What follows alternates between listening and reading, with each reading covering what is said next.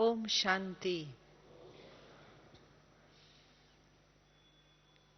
आज हम सभी यहाँ बैठे हैं बाबा के घर शांति वन में।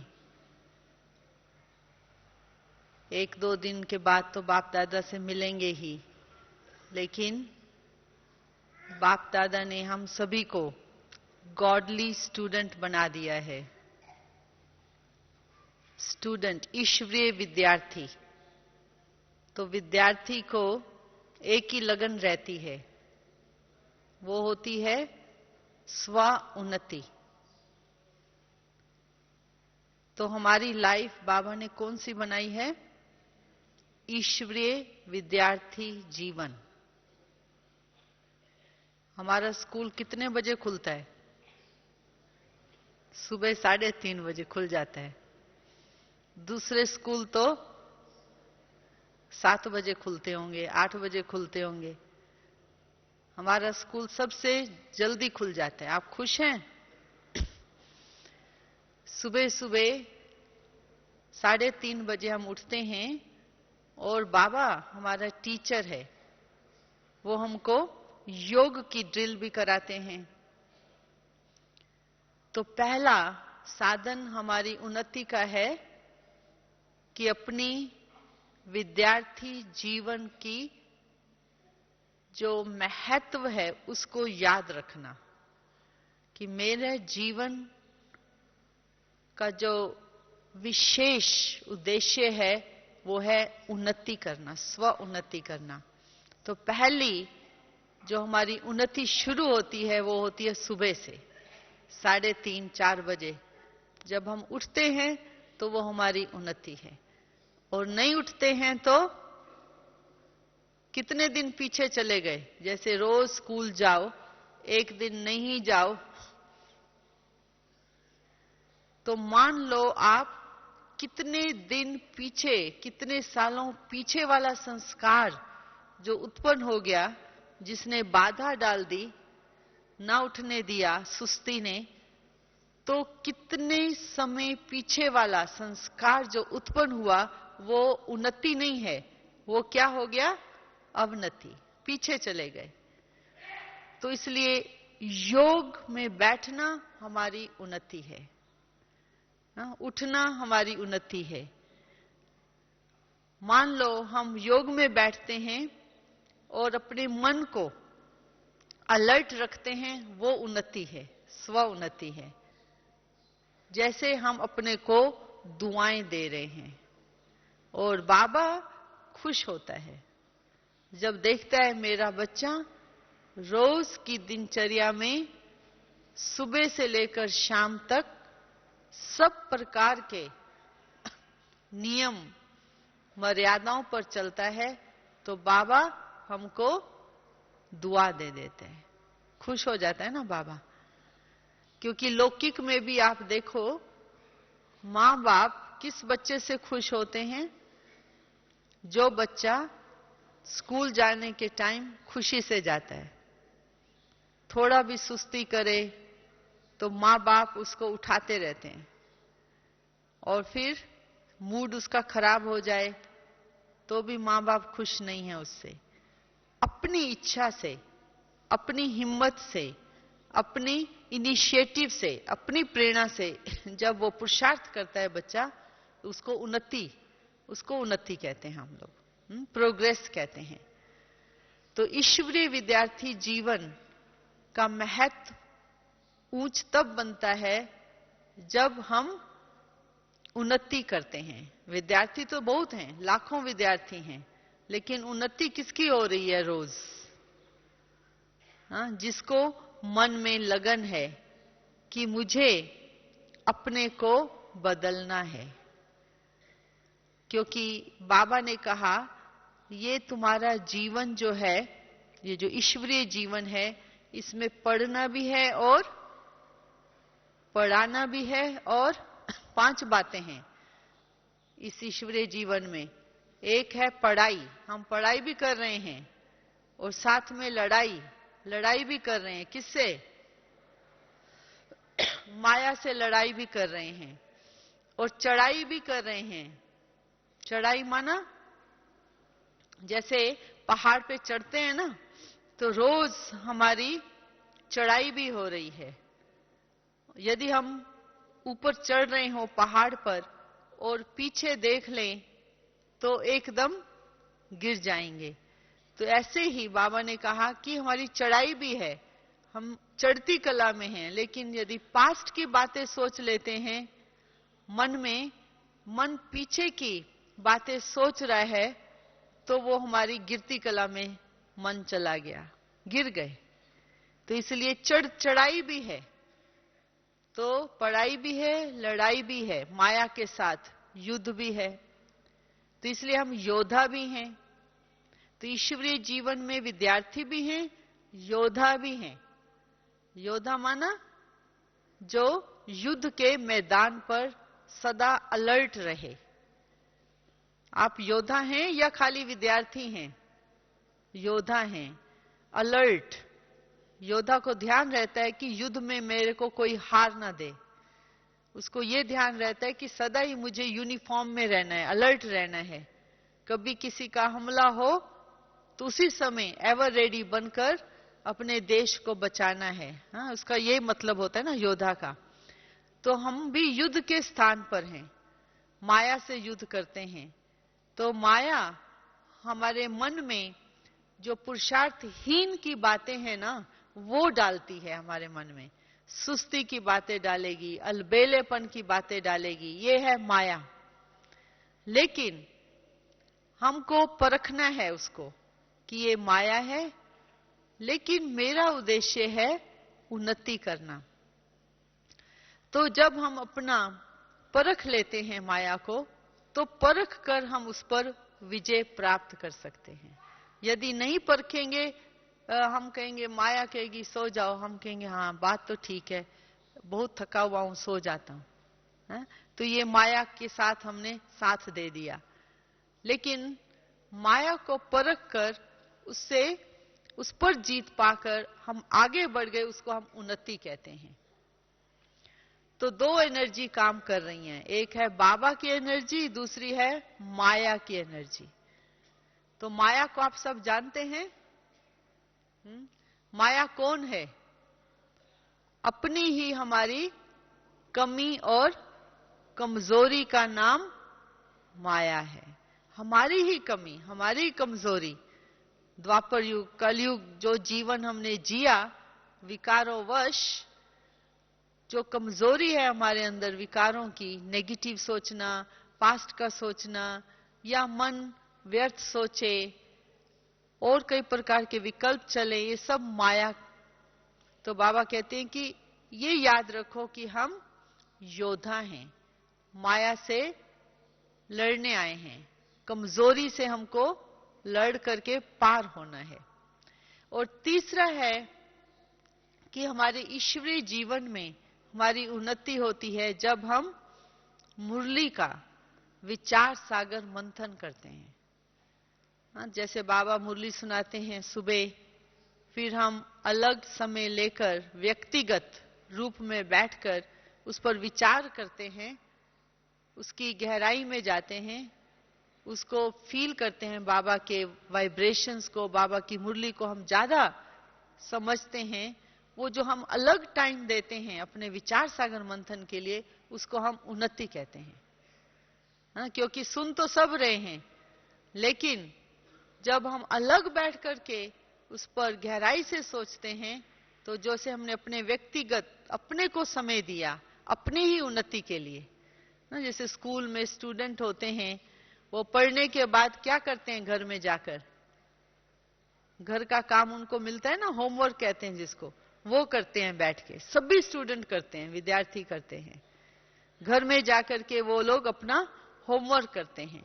तो ऐसे बाबा की मुरली तो हम पढ़ते हैं इस स्कूल में बैठकर, सुनते हैं, लेकिन फिर बाद में बैठकर के हम उस पर होमवर्क करते हैं, तो उसको हम कहते हैं उन्नति।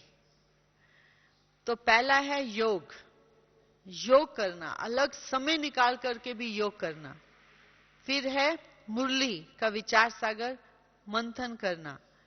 फिर तीसरा है, हम उन्नति किसको कहते हैं, सेवा को भी उन्नति कहते हैं ना। तो सेवा में हमारे योग्यताएं यूज हों और सेवा में हम रेडी रहें, कोई भी सेवा में, तो उसको भी हम उन्नति कहेंगे ना। क्योंकि हमने तो पढ़ लिया, हम तो खुश हो गए, लेकिन जब हम सेवा करते हैं, जिनके साथ रहते हैं, जो पढ़ाई की वो यूज हो रही है, हमारी पढ़ाई, वो हमारी पढ़ाई नजर आ रही है कि हमने कितने तक पढ़ा है, वो जब हम सेवा की फील्ड पर आते हैं, व्यवहार में आते हैं, संपर्क संबंध में आते हैं, तो उस पढ़ाई का क्या फायदा मेरे जीवन में हुआ है वो नजर आता है। नहीं तो हम यहां तक रखेंगे पढ़ाई, हाँ हम लोग अच्छी पॉइंट्स भी रिवाइज कर सकते हैं, सोच सकते हैं, परंतु प्रैक्टिकल में कितनी हमारी पढ़ाई यूज हो रही है,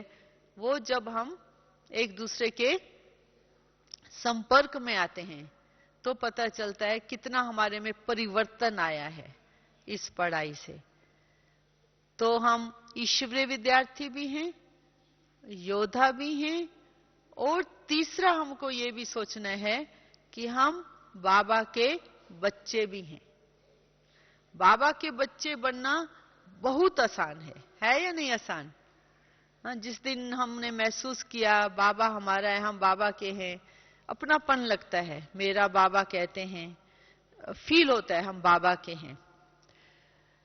बाबा के बच्चे बनना बहुत आसान है, हम कह सकते हैं हम बाबा के बच्चे हैं, परंतु स्टूडेंट बनना, उसमें क्या चाहिए? डिसिप्लिन चाहिए, नियम चाहिए।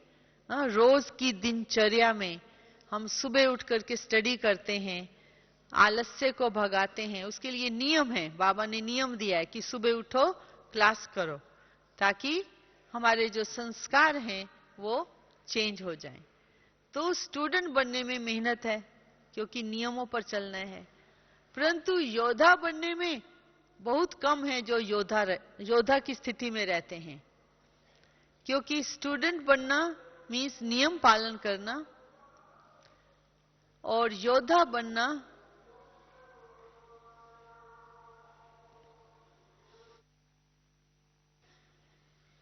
ओम शांति। तो पहला है बाबा का बच्चा, दूसरा है स्टूडेंट विद्यार्थी, और तीसरा हो गया योद्धा। लेकिन हमारी उन्नति सभी में है। हम बाबा के बच्चे हैं तो प्यार का अनुभव है, विद्यार्थी हैं तो नियमों पर चलते हैं, जीवन में नियम आते जाते हैं, और योद्धा हैं तो अलर्ट रहेंगे, हाँ, मन को स्ट्रांग बनाएंगे, पावरफुल, और माया पर जीत। चौथी बात है हमारी उन्नति की, जो बाबा कहते हैं रोज की दिनचर्या में, कि आप अपने समय को व्यर्थ नहीं गंवाओ, लेकिन सफल करो। मान लो मेरा मन व्यर्थ सोचता है या बोल में पर चिंतन हो जाता है, तो ये उन्नति की निशानी नहीं है, क्योंकि हमारे पुराने संस्कार एक्शन में आ गए, हाँ, कर्म में आ गए। तो इसलिए पर चिंतन के बदले स्वचिंतन, स्वचिंतन के लिए बाबा कहते जितना हो सके अंतर्मुखी बनो, कम बोलो, अंदर अपने को देखते रहो। हम मान लो कहां पर 50 शब्द बोलने हैं, तो 50 शब्द की बदले कितने शब्द बोलें? 5 शब्द। जितना कम बोलेंगे, कहते हैं ना बाबा मुरली में, एक चुप 100 सुख, है ना, कि जितना हम कम बोलेंगे उतना हमारी एनर्जी व्यर्थ नहीं जाएगी। यदि जास्ती सोचेंगे, जास्ती बोलेंगे, तो बाहर मुक्ता में आ जाएंगे। तो बाहर मुक्ता उन्नति का साधन नहीं है। उन्नति का साधन कौन सा हो गया? अंतर मुक्ता, स्वचिंतन, कि मैं बाबा का बच्चा हूं, ईश्वरीय विद्यार्थी हूं, और मैं योद्धा हूं, युद्ध के मैदान पर हूं। मुझे कोई भी प्रकार के पुराना स्वभाव संस्कार जो है उसको खत्म करना है। तो ये जानना बहुत जरूरी है कि हमको कौन रुकावट डालता है हमारी उन्नति के लिए। हर एक के अंदर गुण भी हैं और अवगुण भी हैं। तो अभी हम अपने को देखें, हमारे कौन से 2 अवगुण हैं, विशेष अवगुण, वो हमको अपने लिए जानना बहुत जरूरी है। और हमारे अंदर गुण कौन से हैं विशेष 2, वो जानना भी जरूरी है। क्योंकि जब अवगुण आ गए मन में, विचार के रूप में, बोल के रूप में या व्यवहार के रूप में, उस समय उन्नति नहीं हो रही है। तो वो जानना बहुत जरूरी है। नहीं तो फिर बार बार पुराना स्वभाव संस्कार आएगा, अवगुण आएंगे, तो हम सोच रहे हैं हम तो उन्नति कर रहे हैं, लेकिन वो बार बार आते रहते हैं हमारे व्यवहार में, तो वो उन्नति नहीं है। तो आप सोचो अपने मन के अंदर कौन से मेरे 2 गुण हैं और कौन से मेरे 2 अवगुण हैं। गुण तो हैं, सभी में हैं, लेकिन कम से कम 2 तो हम सब में होंगे, ज्यादा तो होंगे ही होंगे। लेकिन अभी ये सोचो कितने 2 अवगुण और 2 गुण। आप सोचो अपने मन में कौन से 2 अवगुण हैं जो मेरी उन्नति में बाधा डालते हैं। सोच लिया सभी ने? तो कितने प्रकार के पुराने स्वभाव संस्कार हैं, ईर्ष्या करना, अहंकार करना और पुरानी बातों को रिपीट करना, उलैना देना, शिकायत करना, और रोना, किसी कोई जा रहा है आगे उसको नीचे गिराना, विरोध की भावना, ये हमारे पुराने संस्कार हैं। नाराज हो जाना, जल्दी जल्दी कंफ्यूज, मूंझ जाना, ये पुराने संस्कार की लिस्ट में आते हैं। इसमें कोई तो होगा सुस्ती, अलबेलापन और जिद करना, सिद्ध करना, ये सब पुरानों में आते हैं। इसमें कोई 2 तो होंगे। अभी आप सोचो 2 गुण कौन से हैं हमारे अंदर गुण। एक गुण तो बाबा ने कहा हम सब में है कि हमने बाप को पहचाना है, बाबा के बच्चे बन गए, दुनिया से थोड़े विशेष तो हो ही गए। लेकिन और कौन से गुण हैं वो सोचो। गुण भी तो बहुत अच्छे अच्छे हैं, मीठा बोलना, अंतर्मुखी रहना, सहनशील बनना, किसी की बात है उसको संभाल लेना, पिछली बातें याद ना करना, मन और अंदर दिल साफ रखना, स्पष्ट रखना, अंतर्मुखी बनना, ईमानदार रहना। कितने गुण हैं, कोई गुण तो होंगे ना हम सब में। तो वो याद रखना है कि कौन से अवगुण हैं, कौन से गुण हैं। तो जब अवगुण हमला करे मन में विचार के रूप में, उसी समय मन में ही जब अवगुण आ जाता है, सुस्ती का या अहंकार का या कुछ नाराजगी का, उसी समय उसको खत्म करना है। क्योंकि हम युद्ध के मैदान में हैं। और यदि मालूम ही नहीं पड़ा, सुस्ती आ गई या अलबेलापन आ गया या क्रोध आ गया, कोई भी प्रकार का नेगेटिव संकल्प आ गया और हमने उसको परखा ही नहीं, फिर वो आदत बन जाएगी। तो बाबा कहते हैं बच्चे, उन्नति का साधन है मुझ बाप को याद करो और किसको याद करो, वर्षे को याद करो। वर्षा माना क्या, बाबा के जो गुण हैं, शक्तियां हैं, जो बाबा ने ज्ञान दिया है, उसको याद करना। जो बाबा ने हमको ज्ञान, गुण, शक्तियों का ज्ञान दिया है ना, वो उनको याद करना और बाबा को याद करना, उसको कहेंगे उन्नति। और यदि मन थोड़ी देर के लिए दुख की बातें सोच रहा है, उसको कहेंगे अवनति। उन्नति नहीं हो रही, वो तो एकदम मन नीचे आके पड़ा। किसी को कोई मार दे, चोट आ जाए, उसका क्या हाल होगा, घाव हो जाता है ना। तो ऐसे ही मन जो है दुख की बात सोचता है, तो उस समय उसकी अवस्था एकदम जैसे गिर चुकी है। और बाबा को याद करेंगे तो ऊंची अवस्था, वर्षे को याद करेंगे ऊंची अवस्था, ज्ञान को याद रखेंगे ऊंची अवस्था। लेकिन इसके लिए एक बात है कि यदि हमको उन्नति सदा होती रहे, उसके लिए बहुत बहुत विशेष, अपने सारे दिन में विशेष अटेंशन चाहिए अपने ऊपर। क्योंकि एक है साधारण अटेंशन, एक है विशेष अटेंशन। बहुत ध्यान देना पड़ता है अपने ऊपर। हाँ, ऐसा नहीं कि जैसा हम सोचें सोच लें, जैसा बोलें बोल लें, उस पर अटेंशन चाहिए, बहुत कंट्रोल चाहिए। क्योंकि योग का अर्थ है कंट्रोलिंग पावर। तो हमको अपने अंदर कंट्रोल चाहिए। और पूरा योजना बनाओ आप सुबह से लेकर शाम तक, और कुछ नहीं, कम से कम हम एक दिन में एक बात विशेष करें। हाँ, चाहे योग जास्ती करें उस दिन, या ज्ञान का विचार सागर मंथन करें, कुछ विशेष जरूर करें। क्योंकि कुछ विशेष करने से खुशी बनी रहेगी। रोज की दिनचर्या में हम चलो मुरली पढ़ लेते हैं, योग लगा लेते हैं, लेकिन कुछ विशेष ध्यान नहीं रखते हैं, अटेंशन नहीं रखते हैं, तो वो साधारण है ना, रोज की दिनचर्या में आ जाता है। लेकिन कुछ विशेष करते हैं तो उसमें हमको खुशी होती है।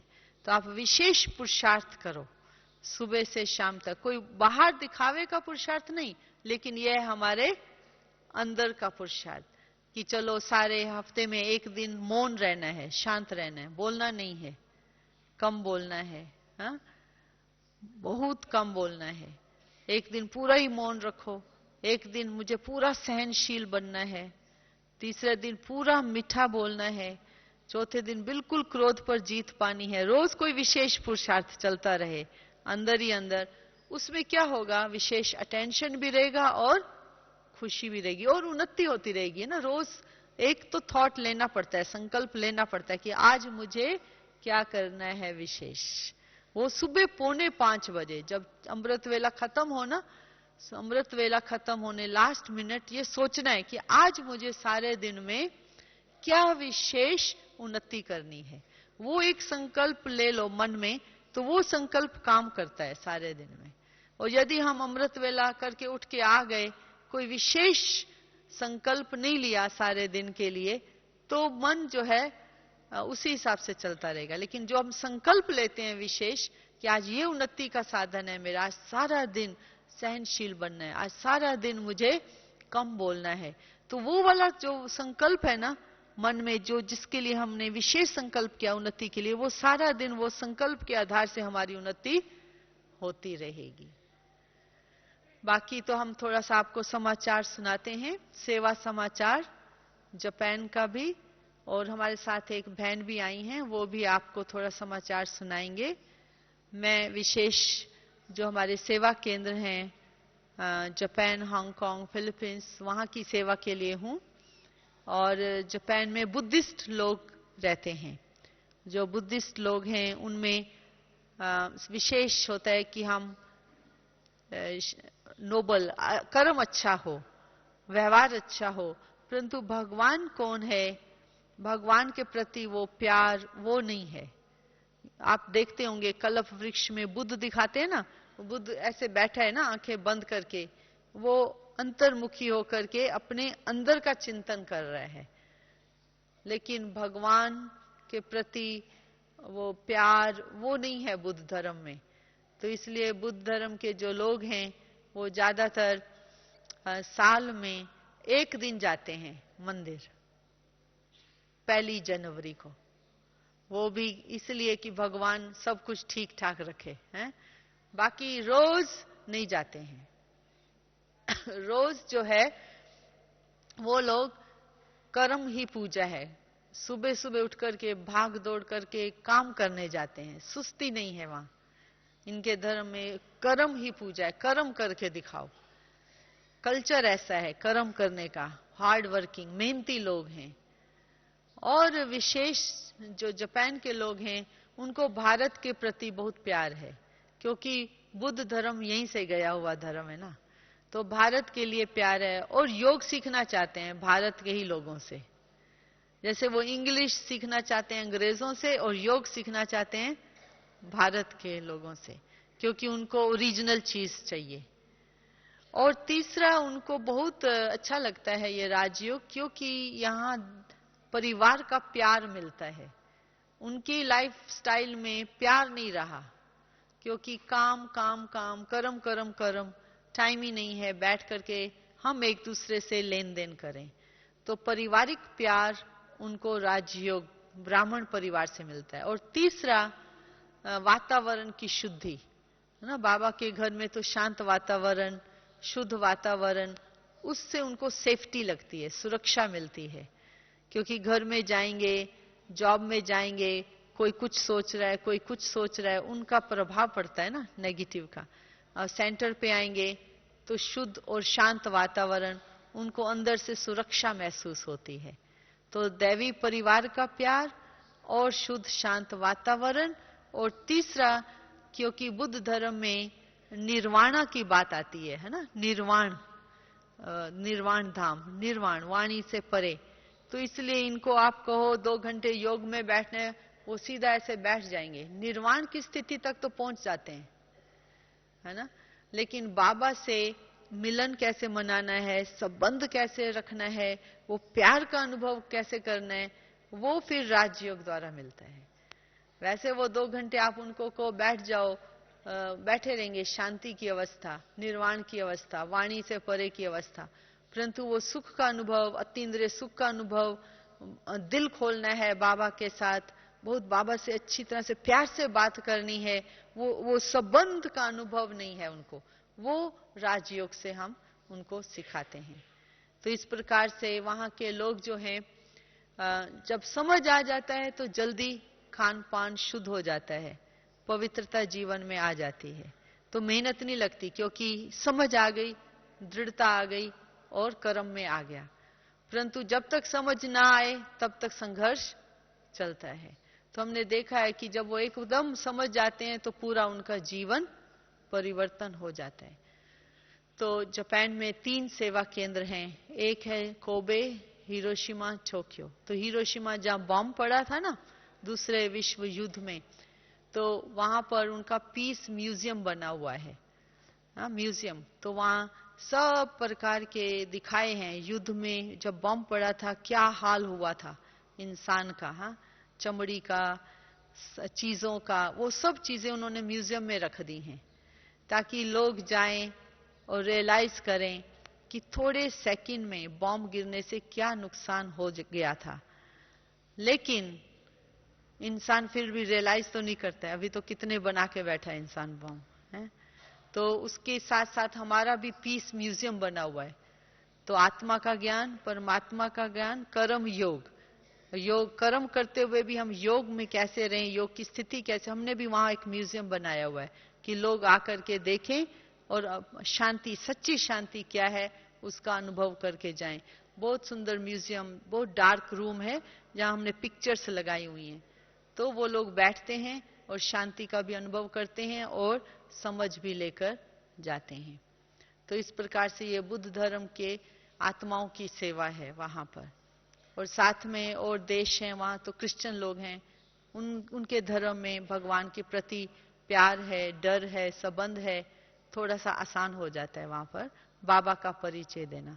क्योंकि जैसे जापान जैसे देश में हम भगवान शब्द नहीं बोल सकते, वो डरते हैं, क्योंकि जब दूसरा विश्व युद्ध हुआ था ना तो वो हार गए थे, इसलिए उनको भगवान में विश्वास नहीं रहा, क्योंकि वो अपने एम्परर को भगवान समझते थे ना, तो फिर वो तो हार गए थे, तो इसलिए तब से उनका वो विश्वास नहीं है भगवान में। लेकिन हम लोग यूज करते हैं शब्द भगवान के लिए, बहुत ऊंची शक्ति, एनर्जी, बहुत पवित्र वाइब्रेशन, वो बहुत पवित्र आत्मा, सबसे ऊंच प्योर शक्ति है, वो शक्ति यूज करते हैं शब्द, एनर्जी यूज करते हैं। तो उसके थ्रू हम जाते हैं ताकि उनको समझ आ जाए, क्योंकि उनके देश में एनर्जी बहुत यूज होती है ना, टेक्नोलॉजी, बहुत एनर्जी यूज हो रही है, तो इसलिए एनर्जी शब्द उनको कनेक्ट करता है। तो इस प्रकार से अलग अलग प्रकार की सेवाएं वहां होती हैं। और बाबा का घर जहां पर ये आत्माएं आकर के अपना वर्षा प्राप्त कर रहे हैं, वो देखकर भी हम खुश होते हैं कि कैसे बाबा ने सभी आत्माओं को शांति, सुख और ज्ञान कैसे बाबा टच करता है। 4 बजे अमृत वेले ऐसे बैठते हैं सभी, है ना, बाबा के सामने, कैसे बाबा अपना काम बिना बोले, दिल में इतनी ऊंची भावना उनमें इमर्ज कर रहा है, ये देख करके हमको बहुत खुशी होती है। ओम शांति। नीता बहन, हमारे साथ एक बहन जी आए हैं, नीता बहन जी, ये भी विदेश में बहुत साल रहे हैं। इनके पति एम्बेसडर थे अलग अलग देशों में, अपने सिख फैमिली से हैं। तो हमने कहा कि आपको थोड़ा अपना अनुभव सुनाएं। ओम शांति।